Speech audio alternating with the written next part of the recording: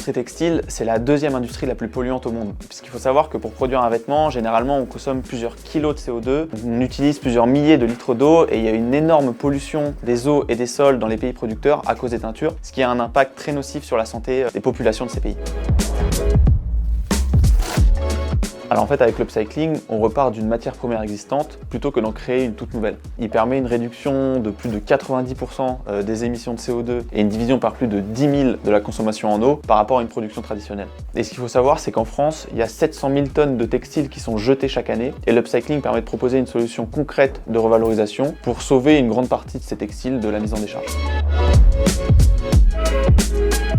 Un jean, par exemple, on estime que c'est à peu près 20 kg de CO2 émis et à peu près 8000 litres d'eau utilisés pour sa confection. Par contre, un jean upcyclé, c'est beaucoup moins. Pour les émissions de CO2, on estime que c'est à peu près 1 à 3 kg de CO2. Et pour l'utilisation de l'eau, pour le coup, c'est vraiment rien. On parle de quelques litres d'eau seulement.